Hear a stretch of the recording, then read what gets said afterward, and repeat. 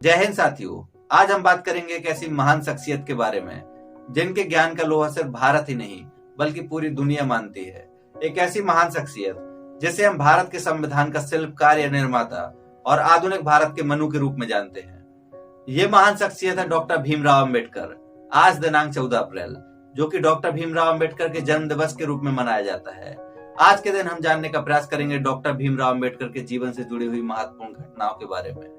वैसे तो डॉक्टर अंबेडकर के जीवन के कई व्यक्तित्व हैं। इन्हें समाजशास्त्री, विधिवेत्ता, कानूनविद और अर्थशास्त्री के रूप में जाना जाता है, लेकिन सबसे महत्वपूर्ण काम जो इनका है वह समाज के लिए है। इन्होंने भारतीय समाज में सदियों से पनप रही छुआछूत जैसी कुप्रथा को दूर करने का प्रयास किया है और महिला विरोधी रूढ़िवादी बंधनों को तोड़ने का प्रयास किया है। तो चलिए डॉक्टर अंबेडकर के जीवन से जुड़ी हुई घटनाओं को संक्षिप्त में जानने का प्रयास करते हैं आज के अपने इस वीडियो में।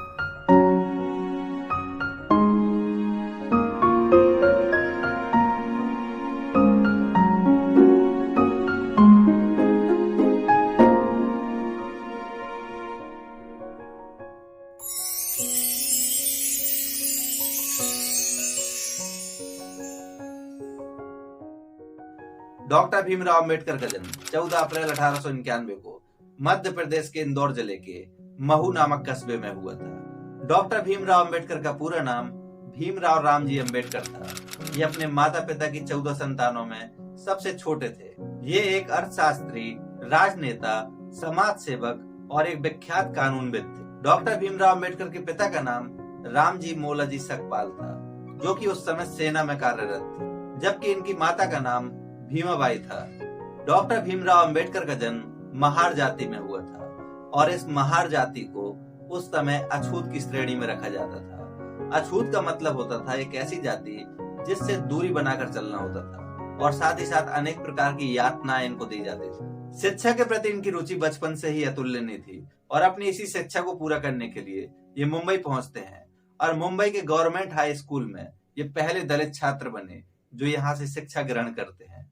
शिक्षा के प्रति इनकी लगन और इनकी प्रतिभा को देखते हुए बड़ौदा रियासत के महाराज सयाजी राव इन्हें शिक्षा के लिए यूएस भेजते हैं और इसके लिए निर्धारित होता है कि इन्हें 25 रुपए प्रति माह वजीफा यानी स्कॉलरशिप के रूप में दिया जाएगा।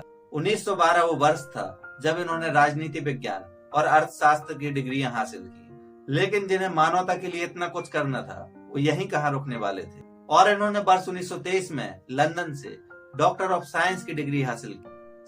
तो चलिए अब एक नजर डालते हैं डॉक्टर भीमराव अंबेडकर के राजनीतिक जीवन पर।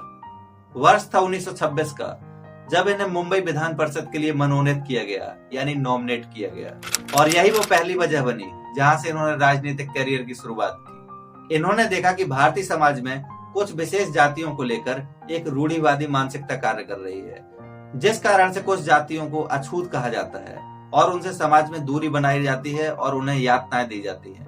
चूंकि डॉक्टर भीमराव अंबेडकर का जीवन आरंभ से ही बड़े कष्टों से घिरा हुआ रहा, जैसा कि हमने बताया कि इनका जन्म एक ऐसी जाति में हुआ जिसे उस समय अछूत माना जाता था। इसलिए समाज में समानता लाने के उद्देश्य से और समाज में छुआछूत को समाप्त करने के उद्देश्य से इन्होंने वर्ष 1927 में छुआछूत विरोधी आंदोलन की शुरुआत की और उनके समाज में समानता लाने के लिए किए गए इस छुआछूत विरोधी आंदोलन को महार आंदोलन के रूप में हम जानते हैं। 8 अगस्त 1930 को भारत के इतिहास में एक शोषित वर्ग का सम्मेलन होता है। इस शोषित वर्ग के सम्मेलन में डॉक्टर भीमराव अंबेडकर ने भी हिस्सा लिया और इस सम्मेलन के दौरान उन्होंने जो बात कही वो जानने लायक है। उन्होंने इस सम्मेलन में सीधे तौर पर कहा कि जो शोषित वर्ग है अगर ये वास्तव में आजादी पाना चाहता है तो इसे सरकार से और कांग्रेस से अपने आप को आजाद कराना होगा।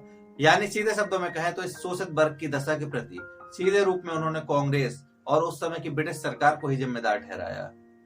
24 सितंबर 1932 को गांधी जी के साथ डॉक्टर भीमराव अंबेडकर का एक ऐतिहासिक समझौता होता है जिसे हम लोग पूना पैक्ट के नाम से जानते हैं और यही वो ऐतिहासिक पूना पैक्ट है जिसके अंतर्गत ये प्रावधान किया गया कि दलितों को आरक्षण दिया जाएगा विधानमंडल में सीटों के लिए।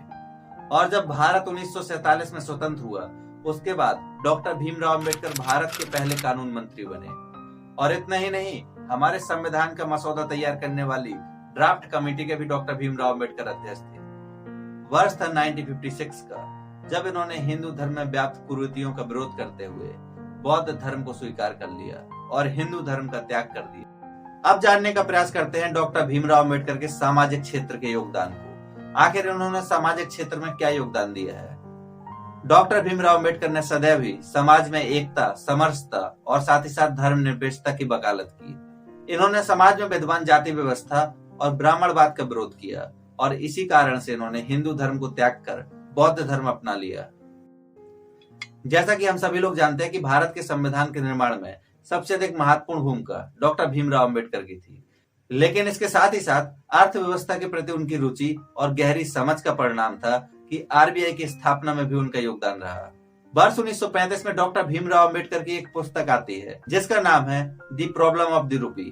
और सबसे अधिक महत्वपूर्ण बात यह है कि इसी पुस्तक को पढ़ने के बाद आरबीआई की स्थापना का विचार चैम्बरलिन कमेटी को आया था। और शायद बहुत सारे लोग इस बात को नहीं जानते हैं कि डॉक्टर भीमराव अम्बेडकर बांध यानी डैम के निर्माण की तकनीक के भी जानकार थे। इसलिए स्वतंत्र भारत में जब भारत में बहुउद्देशीय परियोजनाएं संचालित की गई और बड़े बड़े डैम का निर्माण किया गया तो उनके निर्माण में भी इनकी महत्वपूर्ण भूमिका रही।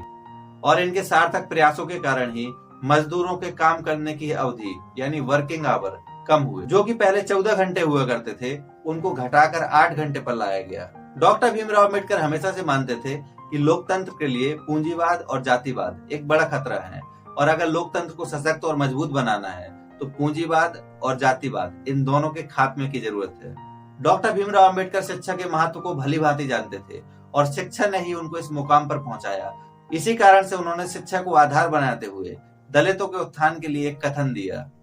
उन्होंने कहा, शिक्षित बनो, संगठित रहो, संघर्ष करो। 6 दिसंबर 1956 को उनका देहांत हो गया। उनके द्वारा किए गए सामाजिक कार्यों और प्रयासों के लिए वर्ष 1990 में उनको भारत रत्न दिया गया। इस प्रकार से समग्रता से देखें तो डॉक्टर भीमराव अम्बेडकर का संपूर्ण जीवन ही संघर्ष के लिए हुआ। उन्होंने संघर्ष के द्वारा जो कीर्तिमान स्थापित किए हैं और स्वयं को जिस मुकाम पर पहुंचाया है वो आज भी पूरी दुनिया के लिए एक मार्गदर्शन का काम कर रहे हैं। समाज से किसी भी प्रकार की जड़ता को समाप्त करने की बात हो तो शायद सबसे पहले डॉक्टर भीमराव अम्बेडकर का ही नाम आता है। जय हिंद, जय भारत।